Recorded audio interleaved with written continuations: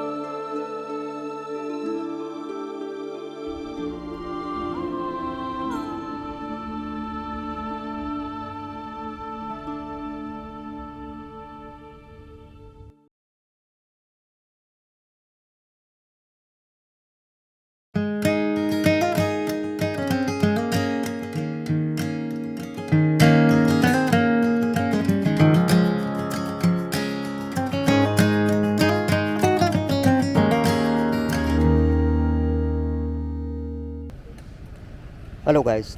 Today is day 2 in Cambodia in Siem Reap, and it's not officially my second day. It's the fourth day because the last 2 days I was just in my room and it was raining a lot, so I couldn't explore anything over here. I tried to come to Angkor Wat, which is like the city up north to Angkor Wat, but I couldn't make it because it was raining so hard. So yes, today I successfully reached over here at Angkor Wat, and I'll be exploring this area. Before I start exploring this place, if I explain you about this place, this part of the city was built after like 10th century, and it was built by the third king whose name was Jayavarman the 7th. So basically in the history of Khmer Empire, there were three main rulers. The first one was Jayavarman the 2nd, who consolidated all the small empires or small kingdoms of Khmer Empire and then unified as a big Khmer Empire. And the second was Suryavarma the 2nd, who built the Angkor Wat, and then Jayavarma the 7th, who built Angkor Wat and also transformed the religion from Hinduism to Buddhism. So these three kings played the major role in the history of Cambodia. And if I say like it is a fact that King Jayavarman the 7th has built more monuments in this part of the region than any of the other kings in the history. So everything that you see over here is mostly built by Jayavarman the 7th. And in this place, in Angkor Wat, all the faces that you will ever see in this place are of King Jayavarman the 7th. So basically he was like a bit of self-obsessed, or like he wanted to make his mark on the in the history. So he commissioned that, he ordered like there should be faces of him all over the places. And yeah, so it is like a very big place, very big settlement, and it used to be the kingdom, like the center of the kingdom. So previously, before the Jayavarman the 7th, it was Angkor Wat, but after that it became Angkor Thom. So yeah, let's go inside before it starts raining again, and I don't want to get myself wet again like yesterday. So let's go.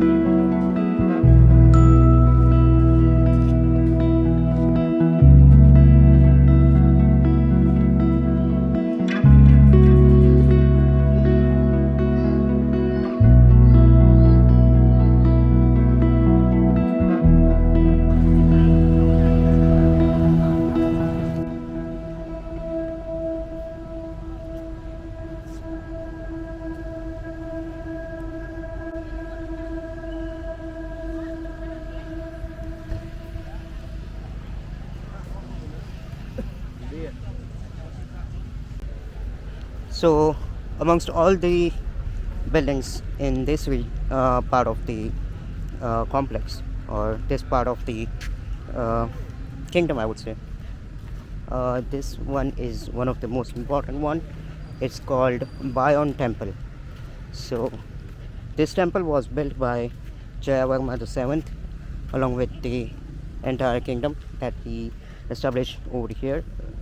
I think a couple of kilometers up north to Angkor Wat, and ideally it was Hindu temple, but then it was like again converted into Buddhist one. So basically there are four different entrances: east, west, north, south, and on east and west there are the idols of Lord Shiva, Goddess Parvati, and Lord Vishnu as well. And on the northern side, on the northern gate, you can find the changeover of religion from Hinduism to Buddhism. And this particular gate where I'm standing right now, the northern gate, it was used by the king. So this was like the entrance to the temple used by the king.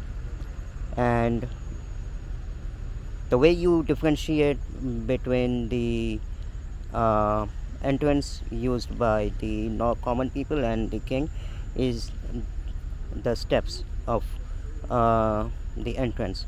So the king's entrance used to have the smaller steps, whereas other entrance gates used to have the larger one, and that's how you can differentiate between the entrance gates.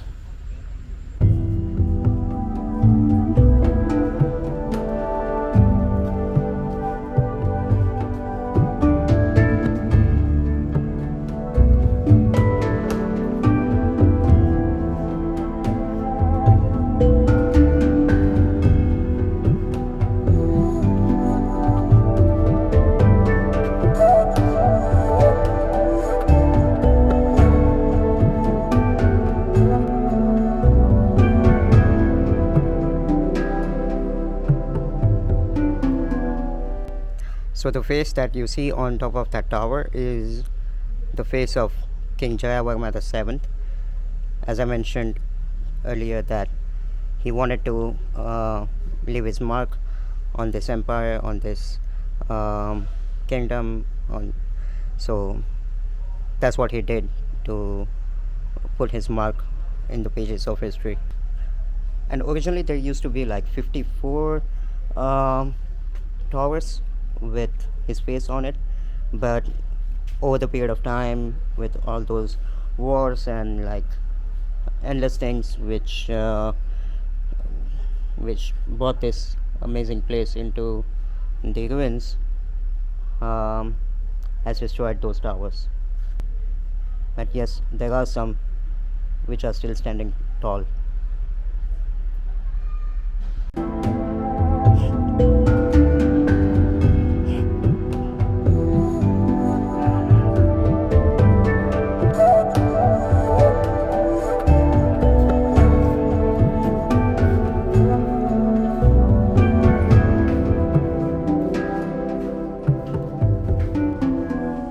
Like as I explained, um, that is the base of the shivling, and the top of the thing has been removed in order to convert the Hinduism to Buddhism, and so now it's just a base called Uni, and the link has been removed from the top, and you can find tons of them all over this region. Like there was a drastic shift of religion.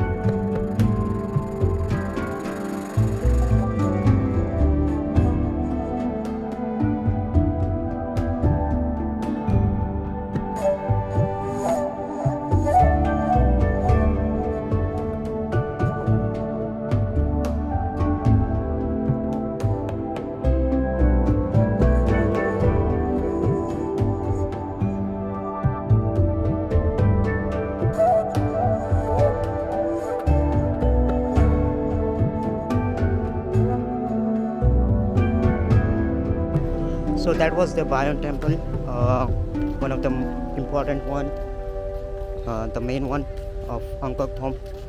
And now I'm going to the other place in this new kingdom, the Angkor Wat.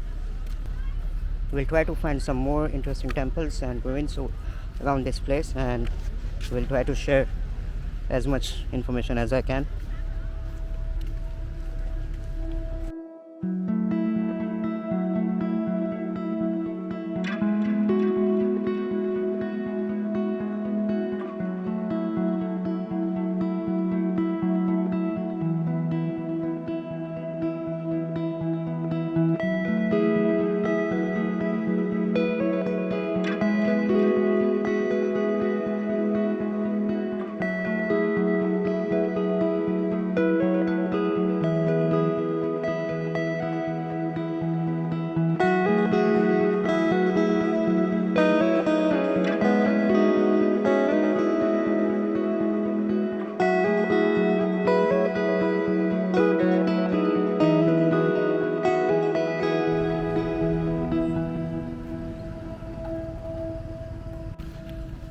So now I'm going to a place called Terrace of Elephants, and it's like some kind of monument or temple where there are tons of elephant statues.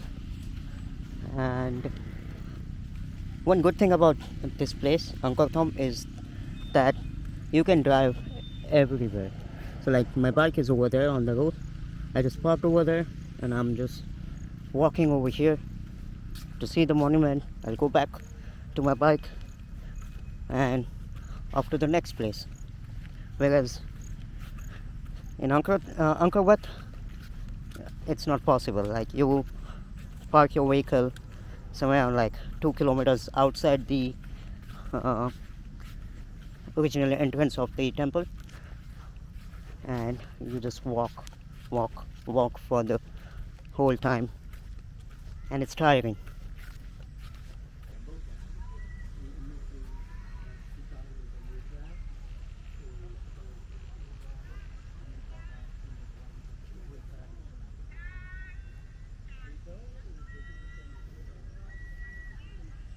Well, it just seems like an entrance gate to the city. As you can see, over here is a gate. Hello. Hello. And so it's like a stage kind of a thing. You come from here. Hi. And then you get into the city. So it's called Terrace of Elephants because of these statues of elephant face. And over here on this side of the stairs you can also see some carvings of elephants as well. So that is why it is called the Terrace of Elephants.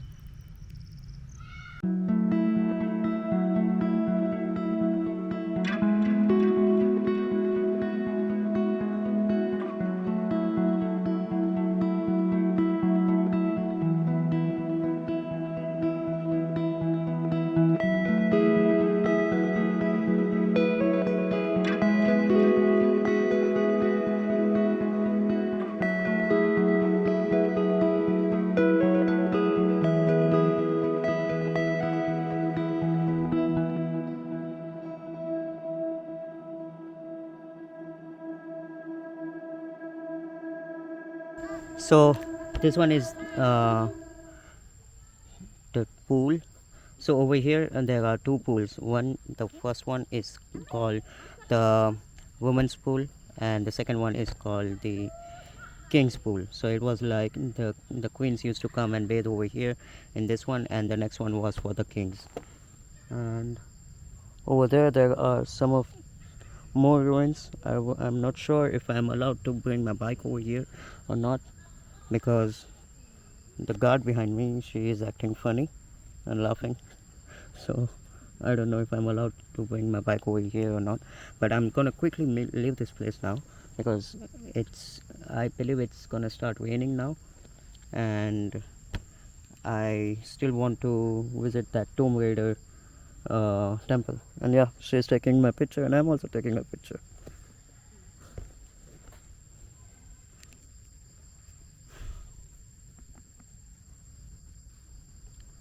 So yeah, I'm gonna quickly make my way to Tapram temple, and that is the most famous one over here after Angkor Wat and Bayon, because of that famous movie which was shot over there called Tomb Raider. So let me make my way quickly to that temple.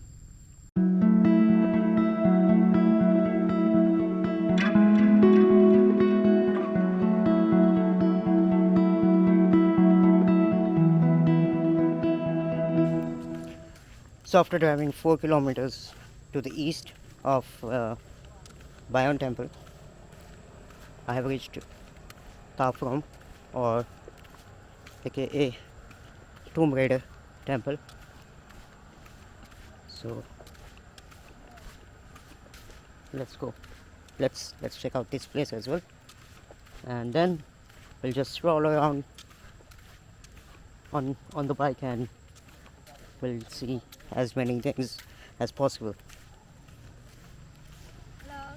So in 1980, the Prince of Cambodia, Nom Sihanouk, appealed the world community to come and restore the sites of Angkor Wat and um, various other sites around Siem Reap.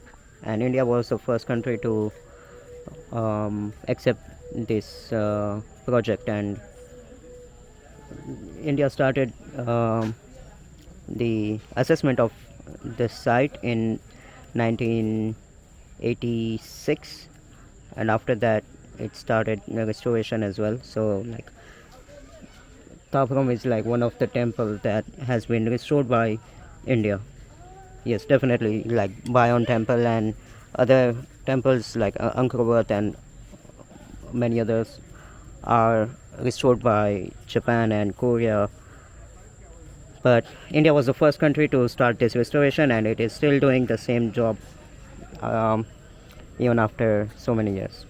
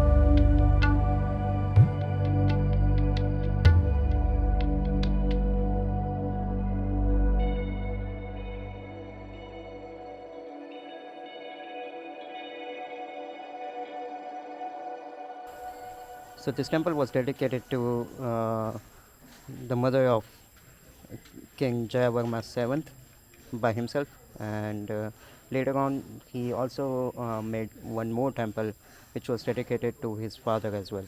So after these temples, um, this the system of um, uh, constructing temples for the royal family members who have been passed away has started, and so from here onwards, like all the kings were making the temples for their family members who passed away. Yeah, and this is one of the temple uh, which is like very famous because, like as I mentioned, the famous movie Tomb Raider was filmed over here, and I think this is that particular tree uh, which was there in the movie as well. So it's a quite, I would say, a photogenic spot to take picture. Let me show you.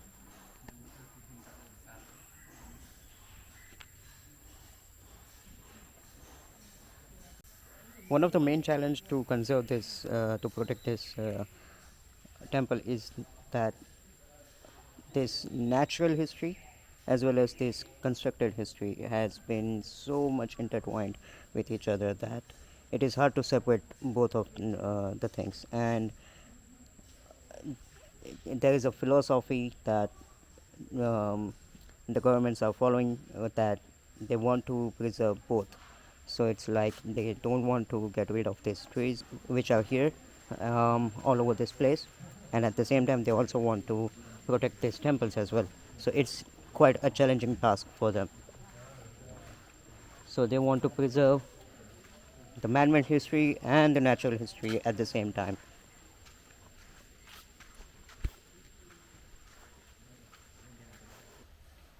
Just look at the scale of these roots and the tree which has grown over the temple. So it's like the most challenging thing, and this is what they are preserving right now. Like they don't want to cut down this tree and also want to preserve the temple.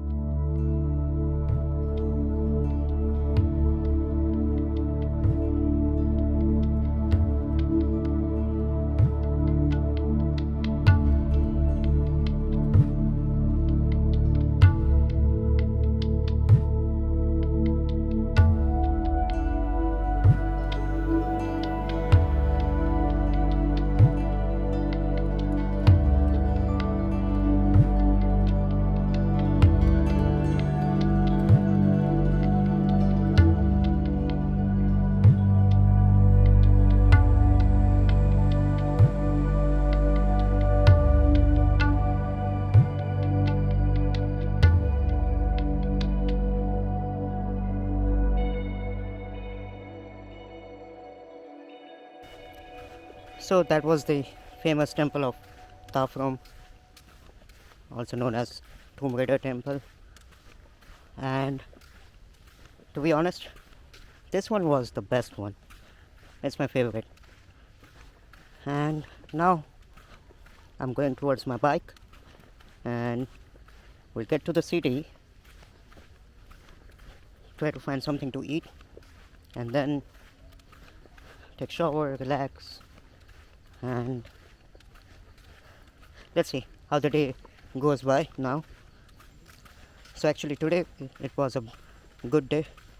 It was not hot like the day when I visited Angkor Wat, and it's a bit cool. Although it's humid, but it's like bearable. On that day I got exhausted like hell. I was dying for some cold drink on that day. But today is fine. And also I'm able to explore everything on my bike. I don't have to walk too much. So that's a win for me. So let's go to the town and see how the day goes by. The next day. So hello guys, today is another day in Siem Reap, and today I'm going to explore another part of Siem Reap, and I'm changing the subject for today. It's not the temples anymore. I'm not going to look after the temples today. I done it for 2 days, last 2 days, and like I think I've covered the important ones. So like the rest of the others are like okay, I can skip. So today I'm going to the biggest freshwater lake in Cambodia, which is called Tonle Sap.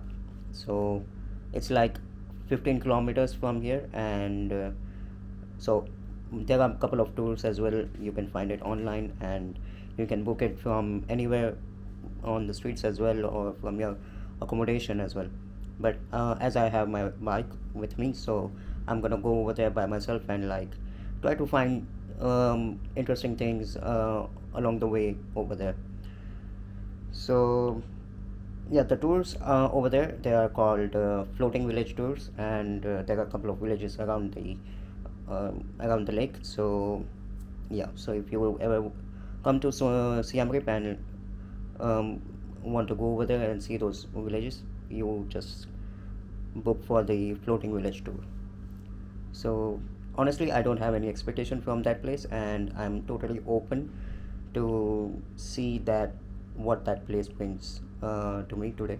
And so yeah, without wasting any time, let's hit the go. Cheers.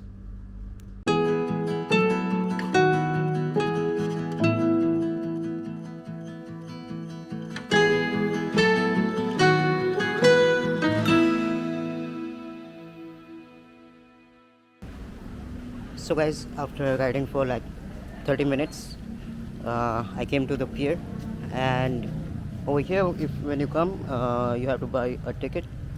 And the way it works is that you can get yourself a boat, and in that boat, for 5 people it's $28. So from 1 to 5 people it's $28. So anything more than that, it grows accordingly. And so basically, like if you are 5 people, and if you want to do this um, boat tour of Tonle Sap floating village, all you have to pay is like $28. So it's like hardly $5 each. So let's head to the boat and see how it goes. Hello.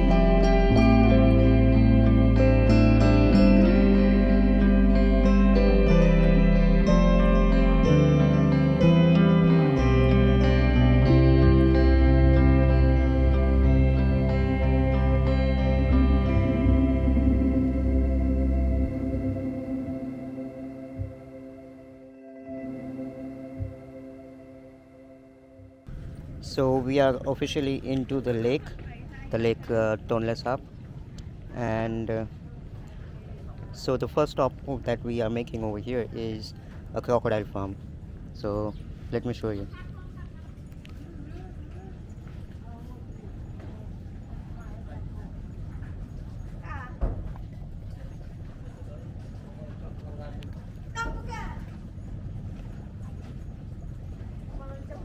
But they open the mouth because they are hungry. Mm-hmm.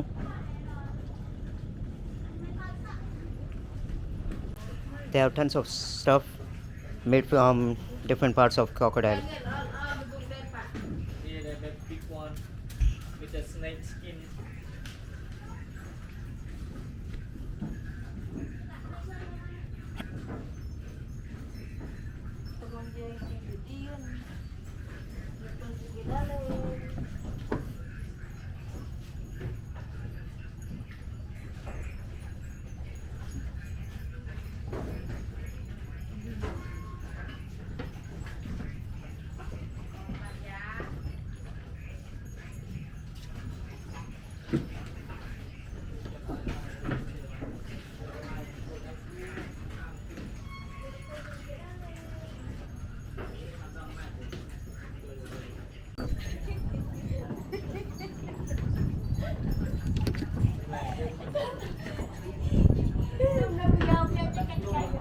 Once.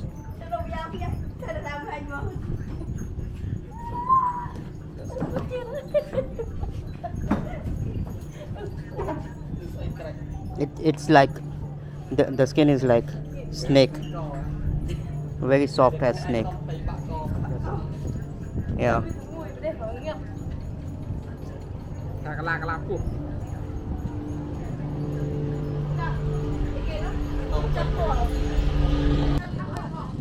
So that building in the distance is a boarding school.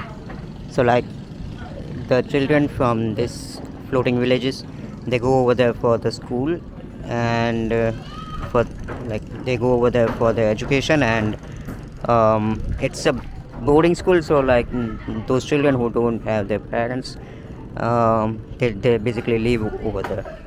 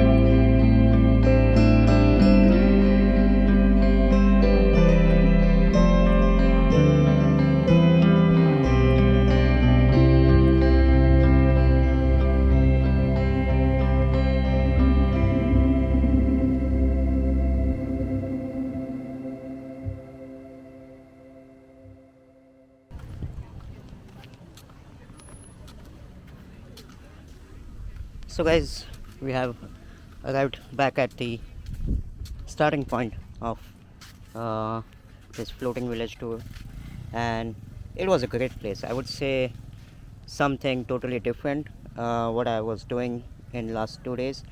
Like I was exploring the history, and now today I was exploring the present of these people, like how these people live around this huge lake, and what's the lifestyle around this lake and everything. And there was like tons of inspiration for a content creator. Like so, yes, if you are into photography or vlogging stuff, or like even if you are just a tourist, this feel free to explore this place. Now I'll be heading back to the city, and as I mentioned earlier, that today is my last day in Siem Reap, so I'll head back to the city right now, have some lunch, and after that I'll pack my stuff and make bookings for the next leg of this journey, and let's see how it goes then. So before I go back to my hostel, as I'll be having my lunch in the town of Siem Reap, I will show you around the neighborhood of Siem Reap, and like it's a cool thing to see, as well as it it feels like if you are walking into the colonization times of Cambodia, when French used to uh, colonize. There's a big ass bee over there. Yeah. So yeah, it feels like if you are again walking into the times of the French colonization era. So yeah, let me show you around that place as well. So let's hit the road.